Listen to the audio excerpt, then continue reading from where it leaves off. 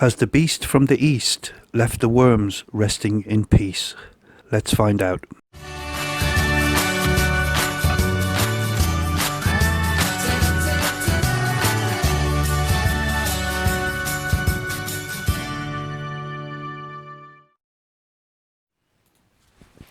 Hello again. So here in the UK, we've had the beast from the east, and then, like all good horror movies, we had the beast from the east too, in quite quick succession. So the whole of March has been very, very cold. It's been bitter cold since we had the moving in day for these worms.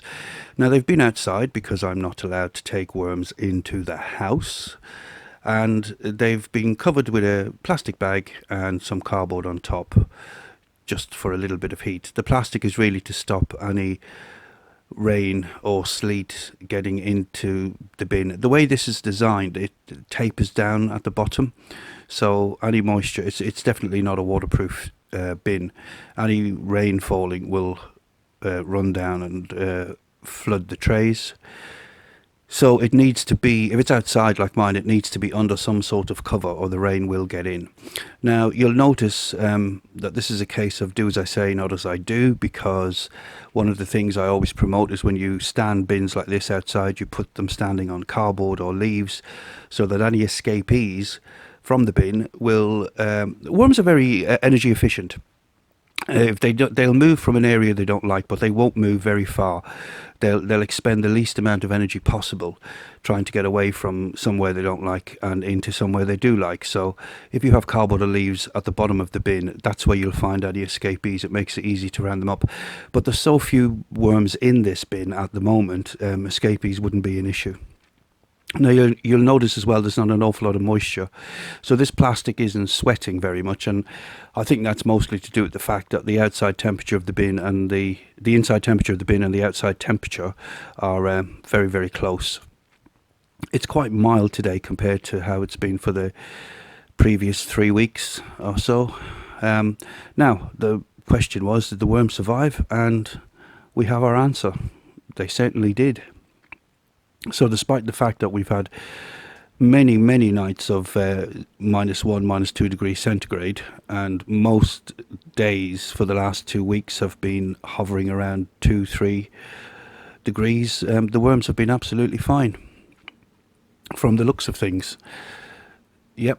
Now, if you remember when I set this up, when we had our moving in day, I moved in with a very small amount of worms, and that's because over the course of the series we're going to see the worm population expanding. Now, as part of it, you remember we're going to do tea bag watch, because I simply don't believe the claims of the manufacturer of this particular type of tea bag that they break down in compost, because I find them years later. But there's a worm has found his way in there, so the worms do like them. They'll eat the contents of the bag and they'll leave the bag, and then the bags take years and years and years to break down, despite the manufacturer's claim. So we see what this looks like in about a year's time.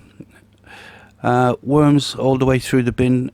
This is something I look for, but it's a bit of a personal choice, really. If you feed your worms... now there's our crushed eggshell. Again, this is just because we're going to do a little eggshell watch throughout this series and see what that eggshell looks like in a year or so. And my bet is it won't have broken down very much at all.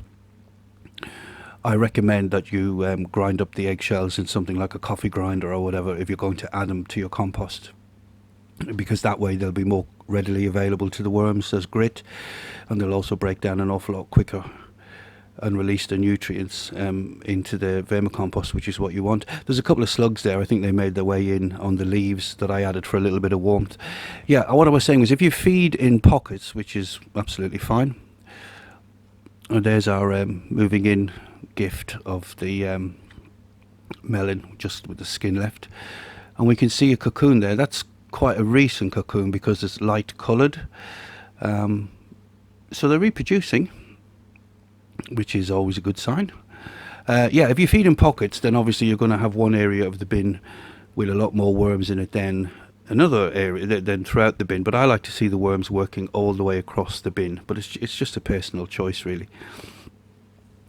More crushed up eggshells with lots of worms around it. I reckon what the worms are eating the bacteria that are on the skin. Again, those eggshells, I didn't wash them out. They were rinsed out. I didn't remove the lining of the egg. A lot of people do, and they sterilise them in their oven and so on, because there's a concern about salmonella. But everything I've ever read regarding salmonella, excuse me, salmonella exists in the environment. It's in the soil. There's a natural amount of salmonella around us all the time.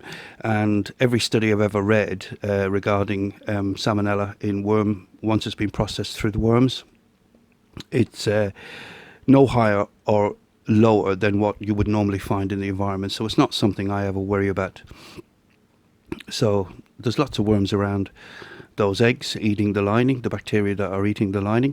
Now, here's the key thing, the sump. And this is exactly the way I like to see the sump.